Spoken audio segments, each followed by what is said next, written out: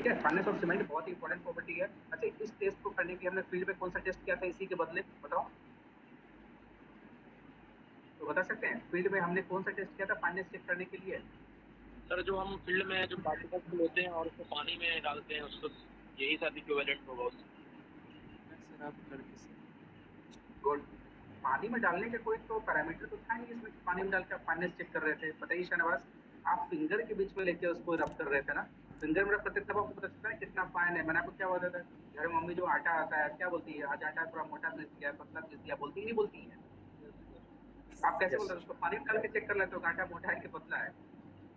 नहीं सर, दिन का हूँ तो मे भी सर फाइनेंस तैरना लगे, मतलब पार्टिकल्स तैरने लगे तो उससे भी हम एग्जामिन कर सकते हैं। पार्टिकल्स फैलने लगा तो वो क्या बताएगा, वो तो फ्लोट टेस्ट हो गया, वो तो बताएगा सीमेंटिया पर गड़बड़ है। पार्टिकल्स फ्लोट कब करेगा, जब उसकी स्पेसिफिक ग्रेविटी कम होगी पानी से। यानी क्या मतलब, उसके अंदर आपके क्या है, अल्कली, उसके अंदर हो सकता है कि वो इम्प्योरिटीज मिलाकर रखा हो उसके अंदर में। सही बात है कि नहीं है ये बात? Yes sir. अगर पार्टिकल फ्लोट करेगा मतलब आपकी स्पेसिफिक ग्रेविटी सीमेंट कितनी होती है, 3.15 होती है। अगर फ्लोट करेगा तो मतलब गड़बड़ सीमेंट है, बस ये बात याद रखना, ठीक है। सीमेंट हमें पता है इसकी 3.15 स्पेसिफिक है, वो फ्लोट नहीं करेगा कभी भी। चलिए, अब मैं बात कर रहा हूँ यहाँ पे सीमेंट फाइनेंस की बात कर रहा था। फाइनेंस आपको मैंने सब दिखा दिया था क्या होता है, फाइनेंस क्यों करते हैं। One of the most important properties है फाइनेंस का करना, क्योंकि भैया rate of gain of strength यही बताता है, rate of setting of strength.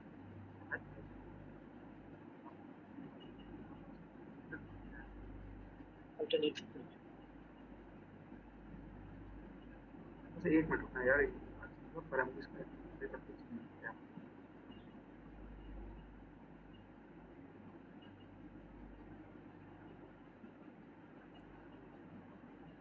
छोड़ो हटाओ, दिख रहा है ना बाकी लोगों को? यस यस मैं ओपन कर दूँ ज्यादा सही है।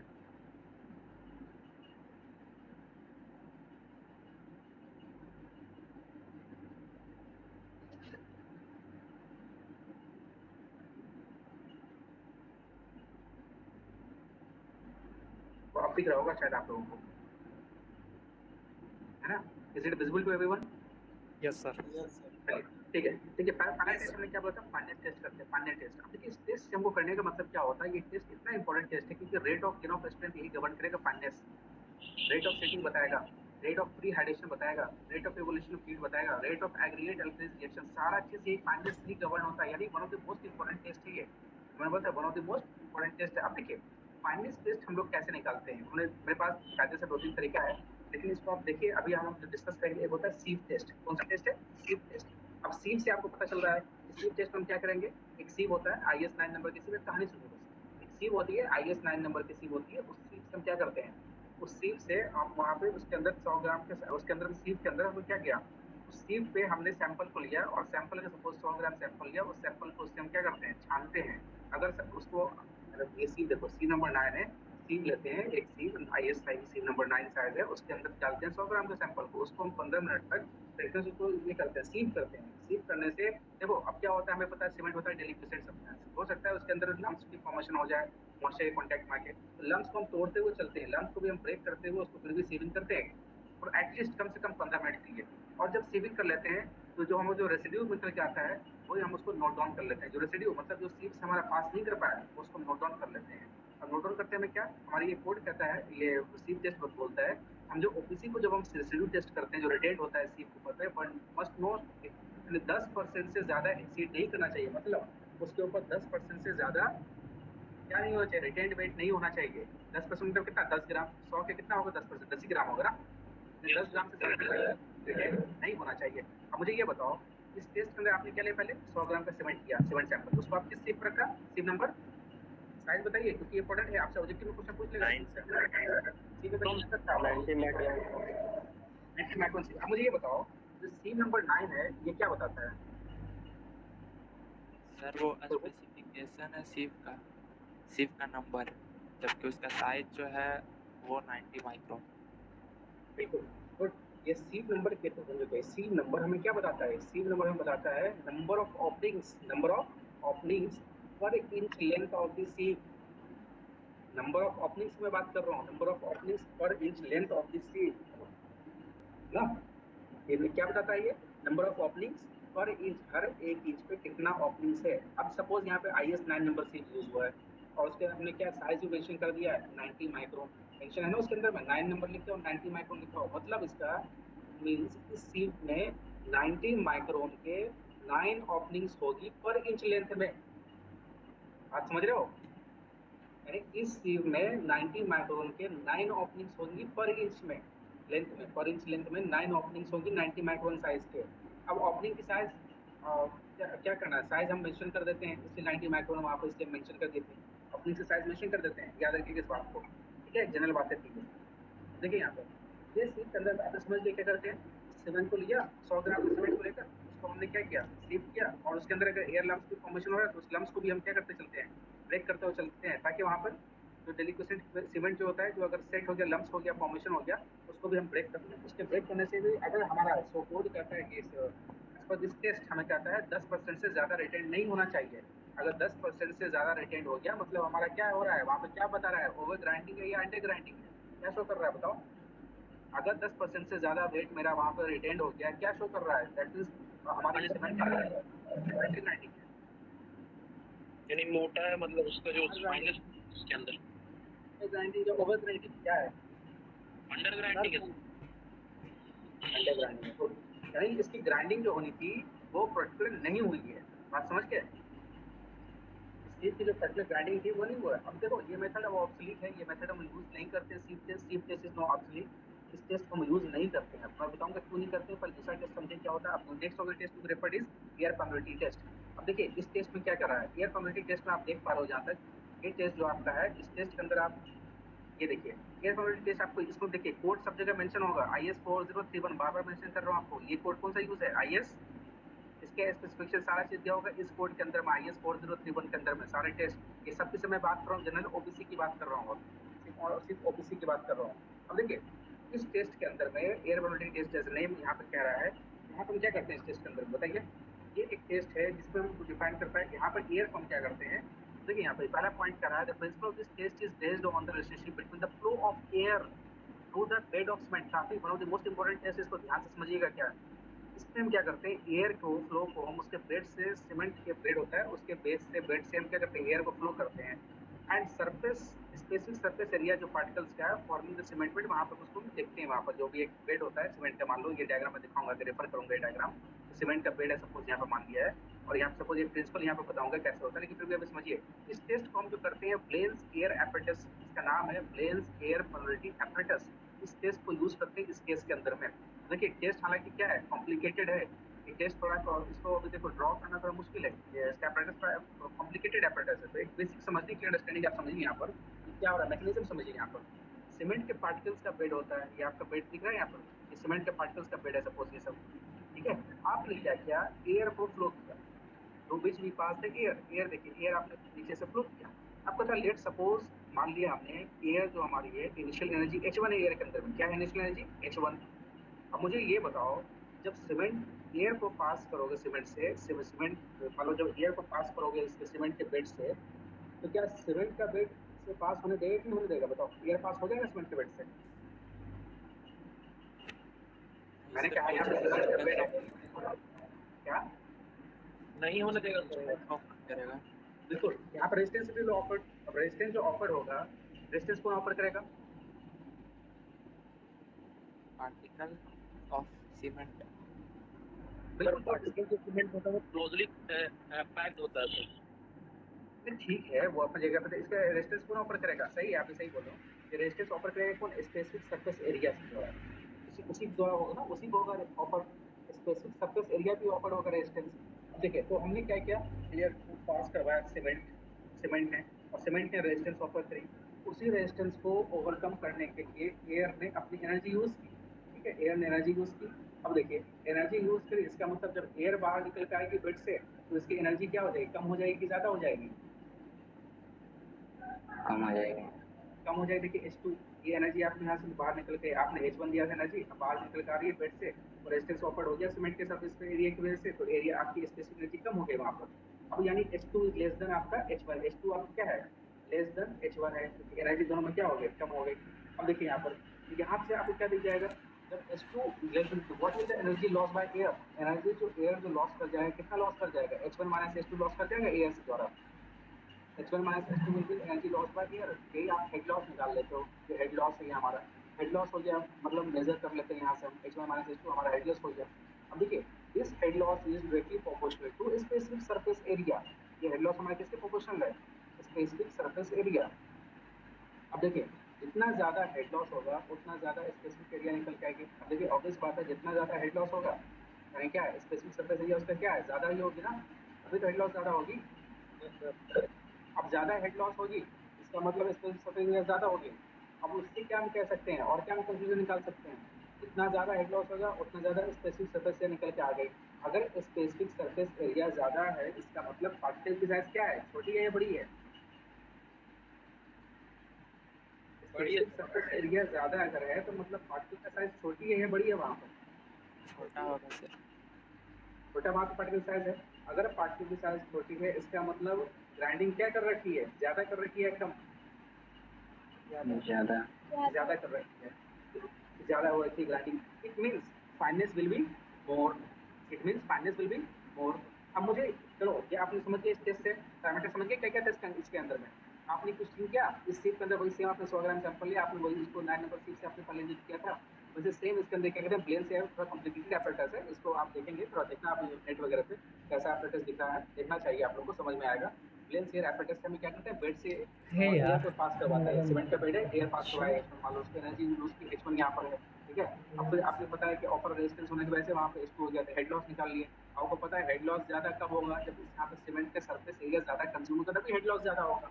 अगर सरफेस एरिया ज्यादा है मतलब सीमेंट की साइज वहाँ पे क्या है, कम है, वहाँ पे साइज जो निकल के आती है वो कम है, मतलब क्या वहाँ पे ग्राइंडिंग ज्यादा हो रखी है। तो मुझे ये बताओ इस टेस्ट में और प्रीवियस टेस्ट में क्या ड्रॉबैक था, तो बता सकते हो क्या ड्रॉबैक था इस टेस्ट में और टेस्ट में?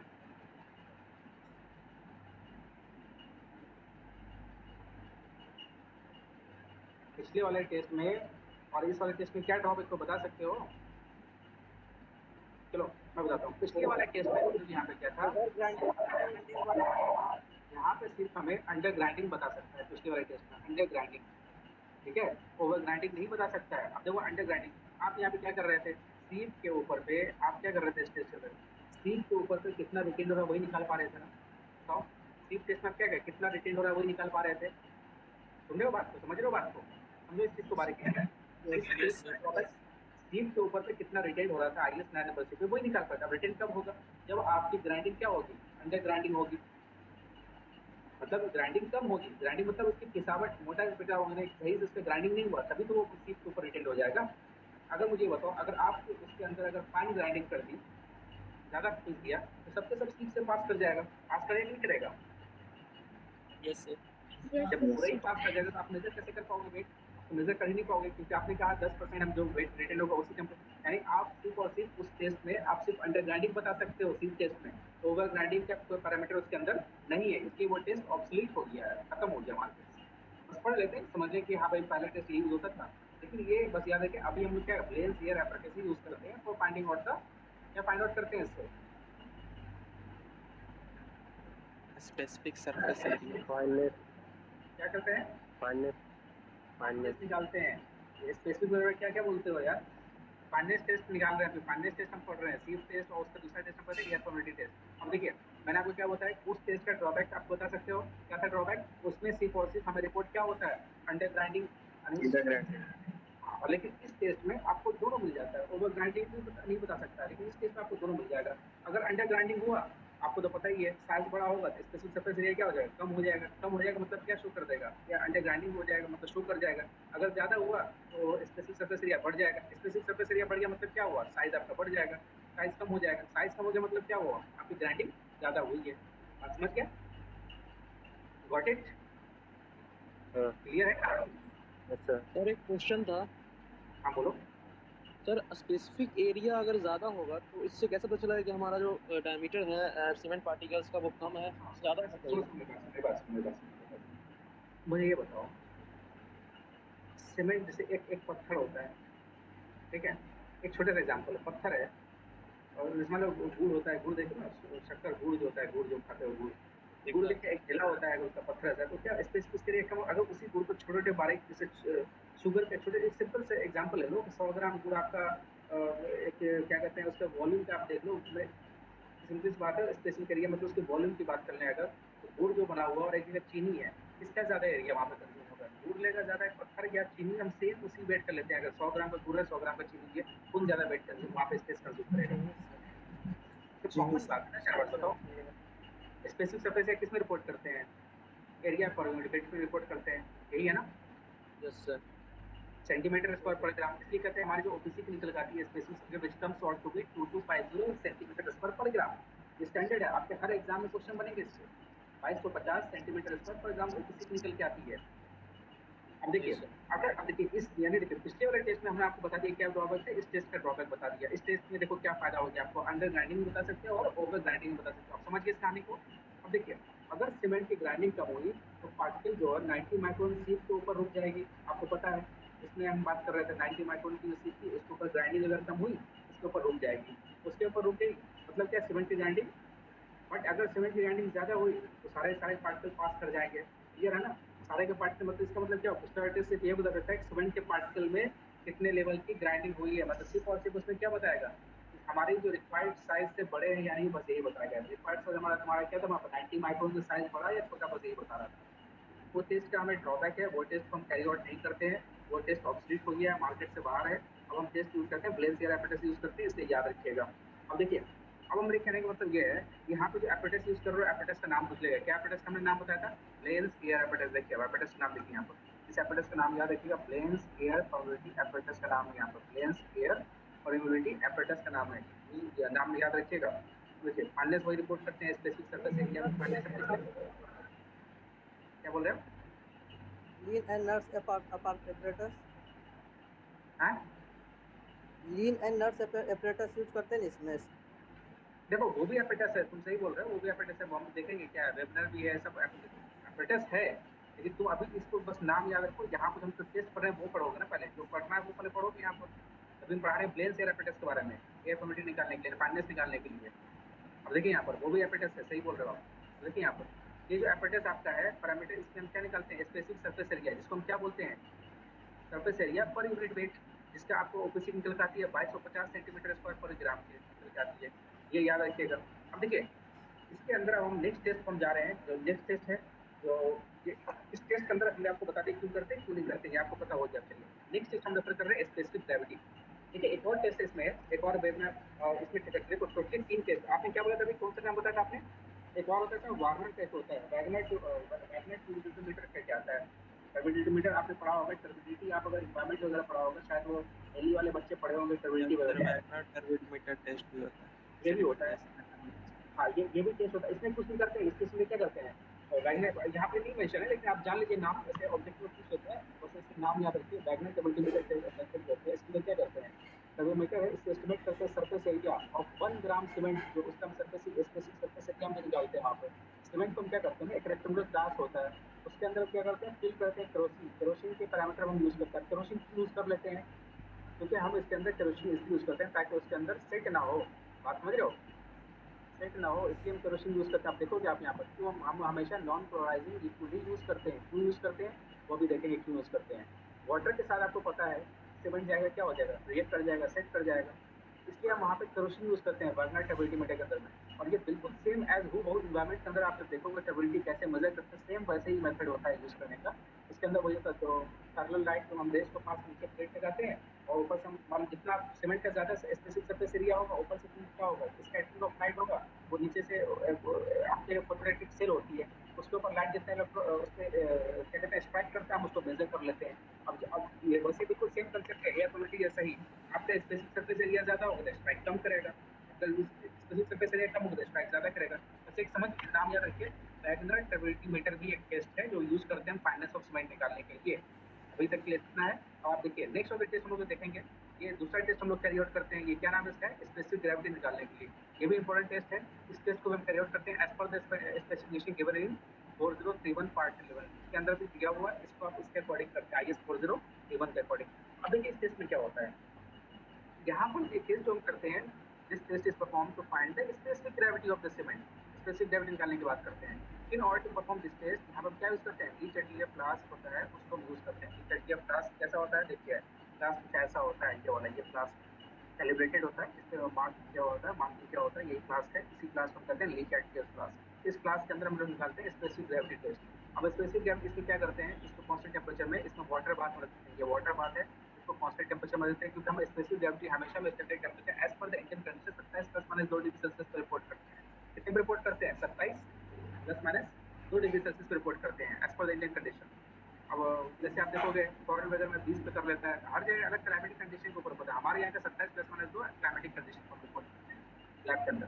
तो इसको हम क्या करते हैं, लीच के प्लास को हम प्लेस कर देते हैं वाटर बाथ में। वाटर बाथ मतलब समझिए कि बढ़ता है, देखोगे लैब के अंदर वाटर बाथ रखा होता है, आप लोग देखोगे तो देखे होंगे जरूर, कंटेनर होता है, उसके अंदर क्या होता है, आप टेम्परेचर मेंटेन करते हो वाटर बाथ में, कांस्टेंट टेम्परेचर 27 का मेंटेन करके छोड़ देते हैं।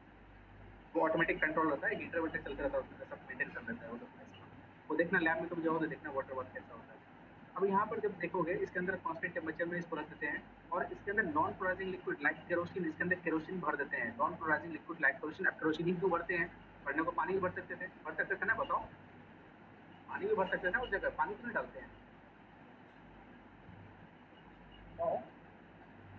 वाटर सीमेंट के साथ क्योंकि डेंसिटी कम रहता है। क्या डेंसिटी, कुछ भी मतलब बोल देते हो यार। डेंसिटी किसका कम होता है, पानी का डेंसिटी कितना होता है 1000 और सीमेंट केरोसिन का कितना होता है? एग्जैक्ट नहीं पता सर, लाइटर होता है। केरोसिन का कम होगा क्योंकि वो तैरने लग जाता है। केरोसिन का कितना होता है 800 से शायद 0.79 के आसपास होगा। तो आप ये मतलब तैरने लग जाएगा, कम होता है, इससे क्या फर्क पड़ रहा है यहाँ पर? मैंने बोला आप वहाँ पे नैप्था भी नैपथलीन भी यूज कर सकते हो, वहाँ पर केरोसिन इसलिए क्योंकि आपको पता है वाटर के साथ सीमेंट क्या कर जाएगा, रिएक्ट कर जाएगा सर। बस हर्टेड। तो रिजेक्ट कर जाएगा, हमारा पर्पस ही खत्म हो जाएगा। देखिए कैसे पर्पस खत्म होगा, देखिए कैसे, आप समझिए टेस्ट थ्रू कैसे पर्पस होगा। इसलिए वहाँ पर हमेशा नॉन क्लोराइजिंग साफ मेंशन है, नॉन क्लोराइजिंग लिक्विड यूज लाइक केरोसिन। आप नैपथलीन भी यूज कर सकते हो, is added and level the flask is noted X. मान लिया हमने इसमें बढ़ा, यहाँ तक हमने यहाँ तक बढ़ा, यहाँ तक एक्स भर दिया, हमने यहाँ तक क्या बढ़ा, केरोसिन बढ़ा, ठीक है, समझिए बात को, केरोसिन भर दिया।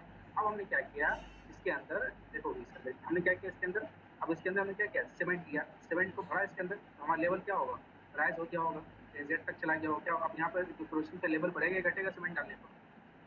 बढ़ेगा ऐड कर दिया, लेवल बढ़ेगा या घटेगा? बढ़ेगा। बढ़ेगा। तो मान लिया जेड पे आ गया, ठीक है, हमने इसमें 64 ग्राम डाला है इसके अंदर, 64 ग्राम सीमेंट हमने इसके अंदर डाल दिया, इस फ्लास्क के अंदर 64 ग्राम। अब इसको हम क्या करते हैं, स्टीयरिंग करते रहते हैं इसके अंदर, कंटिन्यूसली रोलिंग या स्टीयरिंग करते रहते हैं इसके अंदर, समझ गए। अब देखो यहाँ पर हमने कर तो लिया, अब यही जब देखो level of liquid in the flask is again noted. अब देखो जब आप स्ट्रिंग करते रहोगे, स्ट्रिंग करते करते क्या होगा, उसके अंदर जो क्या होगा, जो एयर है उसके वॉइस के अंदर, वो फिर क्या होगा, निकल जाएगा, निकलेगा जब, ये बताओ, जब अभी क्या है, आपने सपोज सीमेंट भरा था, उस टाइम आपका सिंपल केरोसिन भरा, उस टाइम एक्स था लेवल, आपने सीमेंट भरा तो धीरे धीरे क्या हो गया, सीमेंट डालने के बाद आपका लेवल क्या हो, जेड तक चला गया। आपने कंटिन्यूसली स्टरिंग करते रहा, क्या हुआ, एयर वाइज उससे निकल गया, क्या होगा, लेवल घटेगा या बढ़ेगा? घटेगी क्या, वाई पे मान लो फिर से आ गया लेवल, यहाँ पर घट के वाई पे आ गया। समझ लो बात को, बात समझो, मैं समझाऊंगा ये कैसे ड्राइव हुआ ये, आपकी घट के लेवल आ गई यहाँ पर। अब देखिए यहाँ पर आपके यहाँ पर आप क्या है, वॉल्यूम ऑफ केरोसिन आप निकाल लोगे, यहाँ पर वॉल्यूम ऑफ केरोसिन आपको जेड माइनस एक्स जो अपने जेड यहाँ पर है और एक्स है, इतना में आपको क्या निकल का जाएगा, वॉल्यूम ऑफ केरोसिन निकल का जाएगा, क्योंकि केरोसिन ही था, एक्स पहले भरा हुआ, आपने सीमेंट डाला, बढ़ के जेड चला गया, तो जेड माइनस एक्स आपको क्या निकल जाएगा, वॉल्यूम ऑफ केरोसिन डिस्प्लेस्ड। ये क्या निकल गया है, वॉल्यूम ऑफ केरोसिन डिस्प्लेस्ड। अब ये कैसे हो गया, आपको पता है बेसिक कंसेप्ट, एफएम वगैरह में आपने पढ़ा होगा या पढ़ रहे होंगे, आर्किमिडीज प्रिंसिपल पढ़ा है, बुओयंट फोर्स, बुओयंसी क्या होता है, आर्किमिडीज प्रिंसिपल सब पढ़ रहे हैं, अभी पढ़े होंगे आप लोग सब एफएम के अंदर में, ये सब बेसिक बातें ये सब पढ़ा है ना एफएम, बुओयंसी क्या होता है, बुओयंट फोर्स क्या होता है, आर्किमिडीज प्रिंसिपल कैसे होता है, पढ़ाई नहीं पढ़ा ये सब? एफएम तो हो गया, ये सब मेरे ख्याल से एफएम तो हो गया ये सब आपकी क्लास में, एफएम में हो गया ना ये सब? नो सर, अभी नहीं हुआ है तो मैं एफएम में नहीं, पहले पढ़ेगा। तो पहले दूसरे क्लास में जैसे पढ़ना है एफएम के अंदर में, फर्स्ट क्लास में एफएम के, अभी एफएम के कितनी क्लास हुई आपकी? 4 क्लास में अभी तक बुओयंसी भी नहीं। चलो कोई नहीं, देखना एफएम के अंदर, देखना वहाँ पर पूछना क्वेश्चन वगैरह जो भाई आर्किमिडीज प्रिंसिपल कैसे बिहेव होता है, बुओयंट फोर्स क्या होता है, क्योंकि देखो आप फिर बोलोगे सर इसकी जरूरत क्या पड़ जाएगी, भैया अगर ये नहीं पढ़ोगे फिर आपको स्टोक्स लॉ में दिक्कत जाएगा, स्टोक्स लॉ आपको कहाँ पे यूज होगा? सॉइल के अंदर भी यूज होगा। स्टोक्स वेलोसिटी आपको पढ़ना है, इसके अंदर भी सेटलिंग वेलोसिटी को जब डिजाइन करोगे, टर्मिनल वेलोसिटी, सेटलिंग वेलोसिटी सब के सब आपके एनवायरनमेंट के अंदर में, फिर वहाँ पे आप लटक जाओगे अच्छे से। अगर नई कंसेप्ट को समझे अभी कैसे डिराइव करते हैं, आपको सब एफएम के अंदर आपको पढ़ना है। क्योंकि अगर यहाँ आप नहीं पढ़ा उसको अच्छे से, आप पूरे पूरा आपके एनवायरनमेंट वहाँ पे फिर अटक जाओगे, कंसेप्ट समझोगे नहीं कैसे ड्राइव हो रहा है, कैसे पार्टिकल सेटल हो रहा है, कैसे लेस देन 2 माइक्रोन पार्टिकल को सेटल करवाते हैं, स्टोक्स वेलोसिटी कैसे वहाँ होता है, कैसे ड्राइव करते हैं, वहीं पे पढ़ोगे। जानविक विस्कोसिटी वगैरह सब कंसेप्ट आता है वहीं पर, सारा कंसेप्ट वहाँ पे देखोगे। विस्कोसिटी वगैरह टर्म सब यूज होगा वहाँ पर। ये सबको अच्छे से पढ़ना भैया, क्योंकि अगर नहीं पढ़े यहाँ पर अच्छे से, आपका सही बच्चों सवाल इतना इंपॉर्टेंट सब्जेक्ट है, मैं बार बार एम्फसाइज कर रहा हूँ, आपका आगे दिक्कत हो जाएगा सवाल और इन्वायरमेंट। क्योंकि आपको पता है एज ए सिविल इंजीनियर आप जब फील्ड में जाओगे ना, आपको ये 2 सब्जेक्ट्स आपको डील करना ही करना है एनी हाउ। इसलिए स्पेशली विंग बनी होती है आपके civil engineering department, specially wing बनी होती है। क्या? PHED department, public health engineering department, नाम सुना है पीएचईडी का? और आपने, चलो ठीक है उसको आप देखना, बाकी उसको अच्छे से कवर करना, कोशिश करो अच्छे से समझने की बात, तो सबसे बड़ी चीज़ ये है। चलो, तो मैंने यहाँ पे क्या बोला, आप यहाँ पे क्या निकाल लेते हो? वॉल्यूम ऑफ क्रोसिंग डिस्प्लेस निकल जाता है आर्किमिडीज प्रिंसिपल के अकॉर्डिंग। अब यहाँ पर जो आप निकाला, जिसको हम वॉल्यूम ऑफ सीमेंट के बराबर ही मान लेते हैं, क्या होता है वॉल्यूम ऑफ सीमेंट, क्योंकि सीमेंट डालने की वजह से यहाँ पे वॉल्यूम की वजह से ये हुआ, डिस्प्लेस हुआ, इसको हम वॉल्यूम ऑफ सीमेंट के बराबर मान लेते हैं। बट वी डोंट रिक्वायर, हमें वॉल्यूम ऑफ सीमेंट नहीं चाहिए, हमें क्या चाहिए होता है? वॉल्यूम ऑफ सीमेंट सॉलिड्स चाहिए। हमें क्या चाहिए? वॉल्यूम ऑफ सीमेंट सॉलिड्स चाहिए। तो इसलिए हमने क्या किया, इसकी कंटिन्यूस स्ट्रिंग करते रहते हैं। कंटिन्यूस स्ट्रिंग करने से उठाया जाता है, तो इसको जो उठाया जाता है कंटिन्यूसली इसको स्ट्रिंग करते हैं, और जब एयर बाहर चली जाएगी तब लेवल ऑफ फ्लोशन अपने आप क्या हो जाएगा? डिक्रीज हो जाएगा। डिक्रीज हो जाएगा ना लेवल ऑफ फ्लोशन, जब आप स्ट्रिंग करते रहोगे डिक्रीज हो, तो वो कहाँ पर जाएगा? वाई पे आ जाएगा लेवल। अब जो लेवल है, जो वाई माइनस एक्स, ये जो वाई माइनस एक्स है, ये क्या आपको बताएगी? सॉरी एक मिनट, जो लेवल जो आपका है, लेवल आपका क्या हो गया? डिक्रीज हो गया। डिक्रीज होने की वजह से क्या यहाँ पर आ गया बताओ? डिक्रीज होने की वजह से जेड माइनस वाई जो है, जेड माइनस वाई क्या आपका है? इसका वॉल्यूम है जेड माइनस वाई, जो आपका वॉल्यूम पहले जेड था और आप इसको कंटिन्यूस स्ट्रेचिंग करते रहा, इसके अंदर में किस चीज़ का वॉल्यूम था? ये जेड माइनस वाई के बीच एयर का वॉल्यूम था यहाँ पर। समझ पा रहे हो बच्चों? कुछ तो बोलो। तो देखो देखो फिर सुनो, फिर से समझो।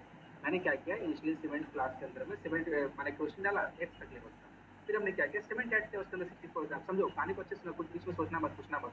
64 ग्राम डाला, फिर क्या आपको पता है पानी, एक बच्चों ने कहानी सुना होगा कौवा वाला और पत्थर वाला। क्या करता है पत्थर? पानी में डाला के पत्थर डालता है, क्या होता है? पानी का लेवल बढ़ जाता है ना, सुना नहीं कहानी बचपन में? Yes sir. बस वही कंसेप्ट तो यहाँ पर भी है कि आपने क्या किया, एक सीमेंट लेवल था यहाँ पर केरोसिन का, आपने उसके अंदर सीमेंट ला के डाला, अब वहाँ पर क्या होगा? ऑटोमेटिक लेवल बढ़ जाएगा। सपोज लेवल जेड तक आ गया, समझ रहे हो? जेड तक लेवल आ गया, तो क्या हो गया? जेड माइनस एक्स जो आपका वॉल्यूम ऑफ क्या बता रहा है? वॉल्यूम ऑफ सीमेंट आ गया यहाँ पर, यानी जेड माइनस एक्स, इसको जब डिफरेंस निकाल लोगे लेवल बढ़ गया। पहले इनिशियल लेवल दिया था केरोसिन का, फिर अभी केरोसिन लेवल जेड तक आ गया, इन दोनों का जो डिफरेंस निकालोगे वो जो वॉल्यूम ऑफ सीमेंट होगा हमारा, सीमेंट डालने की वजह से ये वॉल्यूम इंक्रीज हुआ ना, तो वॉल्यूम ऑफ सीमेंट निकल जाएगा हमें वहाँ से। अब जब वॉल्यूम ऑफ सीमेंट, लेकिन हमें मतलब होता है वॉल्यूम ऑफ सीमेंट से मतलब नहीं है, हमें मतलब होता है वॉल्यूम ऑफ सीमेंट सॉलिड्स के मतलब हमें चाहिए वहाँ पे, क्योंकि स्पेसिफिक ग्रेड में सीमेंट सॉलिड्स की हम बात करेंगे, सीमेंट की सॉलिड्स की बात करेंगे। अब देखिए ये जो यहाँ पर जो लेवल जो आपको बढ़ गया, फिर आप क्या करते हो? प्रैक्टिस से स्टडिंग करते हो, स्टडिंग मतलब उसको मिलाते रहते हो, मिक्सिंग करते रहते हो। मिक्सिंग करने की वजह से जो उसके अंदर जो एयर वॉइड्स है वो निकल जाएगा, due to expulsion of air voids from this pores, क्या होगा? वॉल्यूम डिक्रीज हो जाएगा। वॉल्यूम डिक्रीज हो जाएगा तो लेवल कहाँ पर आ जाएगा? वाई पे आ जाएगा। बात समझ रहे हो? अब जो वाई पे आ गया, मुझे ये बताओ, यहाँ पर जेड माइनस जो वाई था, ये क्या था आपका? इसके बीच में क्या वॉल्यूम ऑफ एयर ही है ना जेड माइनस वाई में? Yes sir. Z minus Y में क्या है? वॉल्यूम ऑफ एयर है, एयर का वॉल्यूम। अब ये बताओ, so what about the volume of cement solids? Cement solids क्या है? सीमेंट सॉलिड्स आपका y माइनस एक्स, यही होगा ना सीमेंट सॉलिड्स। अब आपका लेवल ओरिजिनल कहाँ पर आ गया? y पे आ गया है, तो फिर ये आपका सीमेंट सॉलिड्स होगा y माइनस एक्स, आपका सीमेंट सॉलिड निकल के आएगा। आप समझ गए? y minus X is was required, यही हमें रिक्वायर्ड चाहिए था, volume of cement solids y minus X, जिसको हम volume of cement solids note कर लेते हैं। अब यहाँ पे आप देखोगे volume of cement solids will be equal to the weight of kerosene displaced between y and x। तो वॉल्यूम ऑफ सीमेंट सॉलिड्स है, ये क्या है? किसके बराबर है? वेट ऑफ, क्या वेट ऑफ, क्या है कह रहा है, किसके इक्वल होगा? Weight of the volume of kerosene displaced between y and x, उसके बराबर होगा volume of solid cement solids. अब देखिए यहाँ पर कहता है, वंस जब हमको पता चल गया क्या volume of cement solids, we can found the specific gravity. अब हमें वॉल्यूम ऑफ सीमेंट सॉलिड जब मिल गया एक बार, हम स्पेसिफिक ग्रेविटी वहाँ पे फाइंड आउट कर लेते हैं। अब कैसे फाइंड आउट करते हैं वो देखें। स्पेसिफिक ग्रेविटी को अब हम देखें कि यहाँ पर देखिए, यहाँ पर सिंपल सी बात है, स्पेसिफिक ग्रेविटी आपका निकल गई यहाँ पर। स्पेसिफिक ग्रेविटी से आप क्या पता चल जाएगा आपको सीमेंट का? अच्छा ये बताओ, सीमेंट का स्पेसिफिक ग्रेविटी कितना होता है?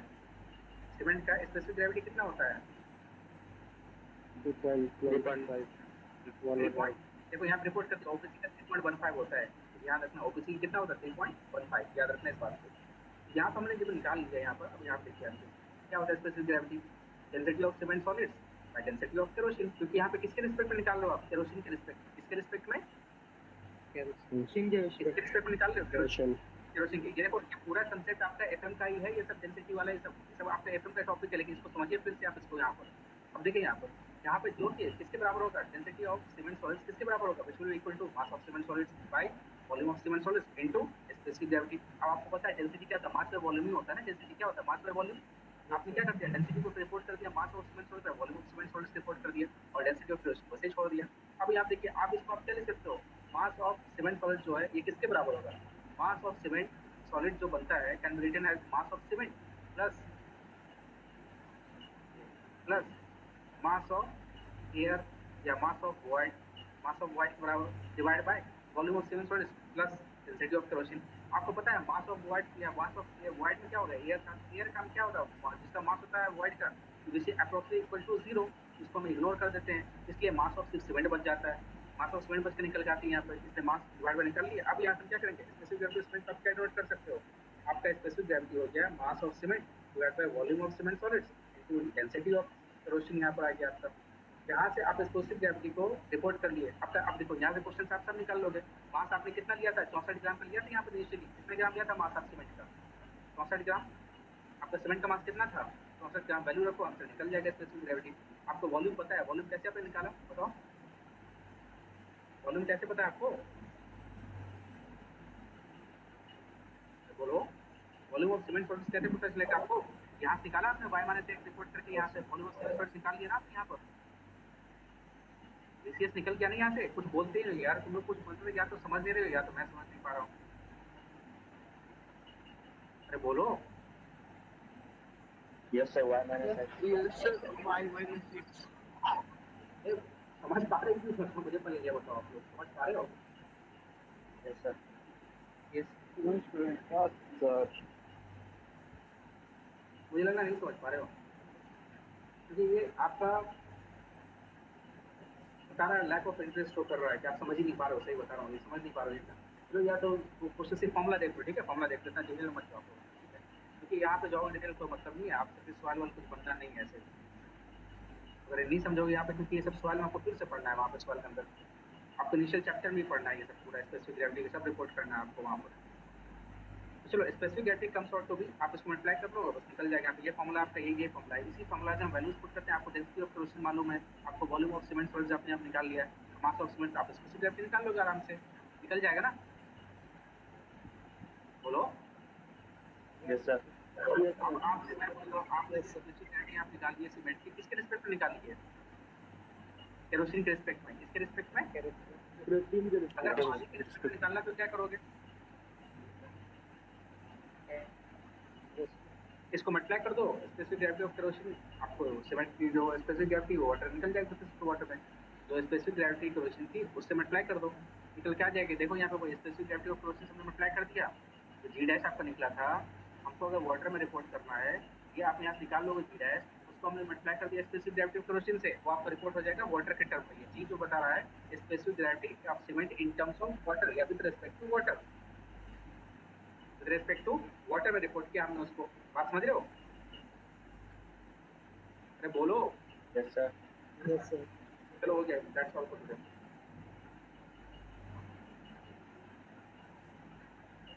क्लास ओवर करते हैं, ठीक है? इसको ओवर कीजिए, ऐसे बाकी इसको देखता हूँ फिर ऐसे कंसिस्टेंसी टेस्ट में आपका फिर नेक्स्ट लेक्चर ले रहा हूँ अभी। तो कितनी भी आपकी डिटेल से ढाई है ना? Sir, एक क्वेश्चन था। क्या? एक क्वेश्चन है सर। हाँ बोलो। सन बात क्यों करते हैं फिर उसमें? क्या? उसमें सन बात क्यों करते हैं? से वाटर बात क्यों करते हैं सर सीमेंट का?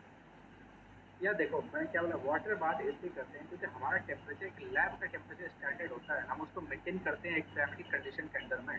आप देखोगे जब हम सेटिंग कंसिस्टेंसी में करेंगे सबको हम 27+-2 डिग्री सेल्सियस पे करेंगे, ये हमारा स्टैंडर्ड टेम्परेचर है। आप इसी टेम्परेचर पे परफॉर्म कर पाओगे उस सारे टेस्ट को, एक अच्छा रिजल्ट आता है निकल के यहाँ पर। अब ये थोड़ी बोलोगे भाई फिर, अब ये बताओ लैब के अंदर आप इसलिए कहते हैं लैब के अंदर एयर कंडीशन वगैरह सब लगी होती है एसी वेसी, आप इसको मेंटेन करते हो सारा चीज़, समझ रहे हो बात को? Okay. 27 के स्टैंडर्ड रिपोर्ट करते हैं, ये क्यों करते हैं ये नहीं, हमारे यहाँ के क्लाइमेटिक कंडीशन ये है, ये एक एवरेज टेम्परेचर है। आप उसको करने को 20 पे भी कर सकते हो, 15 पे भी कर सकते हो, फिर आपको वो देखो 27 ऐसा है ना कि आपका मैक्सिमम टाइम पे टेम्परेचर 27 तो 30-32 तो मिल ही जाती है, मिलती नहीं मिलती बताओ मैंने? Yes, sir. ये एक स्टैंडर्ड टेम्परेचर हमारे पास है, इसलिए आप मैक्सिमम टेस्ट जो आपका होगा ना 27 पे आप करोगे, ठीक है? Okay. 27+-2 डिग्री सेल्सियस चलता है। वाटर बात में इस तरह की यूनिफॉर्मिटी मेंटेन रहे इसलिए मेंटेन कर सकते हैं।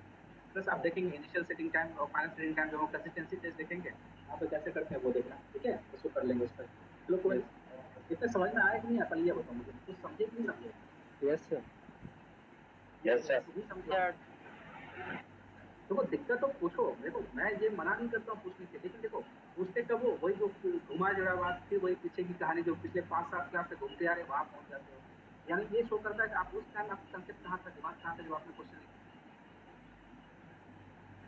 जब आप यहाँ पे नहीं समझे फिर आप उसको लिंक कर देते हो वहाँ से, वही चीज़ है ना। अब इसलिए वो आज आए नहीं, देखो अब वो आज क्लास में नहीं आए प्रशांत, अब वो अपने क्वेश्चन पूछेगा 4 क्वेश्चन आगे से, सर ये अब ये करता है टाइम किल करता है ये, फिर पिछले क्लास में जाओ वहाँ से 5 कहानी सुनाओ उसको, ऐसे हुआ वैसे हुआ, फिर सुनेगा वो। देखो अभी तक क्लास में नहीं आया वो, कहाँ गया वो प्रशांत आज? Absent है sir. वो तो मुझे भी दिख रहा है एब्सेंट है, तो आप लोगों को तो पता होगा ना कहाँ गया है, शादी में गया है, कहाँ गया, क्या कर रहा है वो? हाँ नहीं सर अभी. बराबर। चलो कोई नहीं, और मैं ऐसे करता हूँ नेक्स्ट क्लास आपका दूंगा, ठीक है?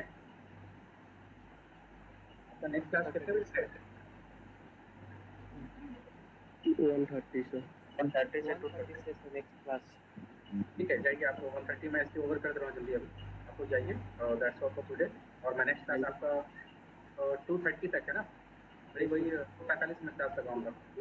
Okay sir. चलिए ठीक है, thank you. Thank you, sir. ठीक है sir. Thank you sir. Thank you. Thank you sir. ठीक है मैं अटेंडेंस सेंड कर रहा हूँ, आप उसको लगा देना, ठीक है? Okay sir.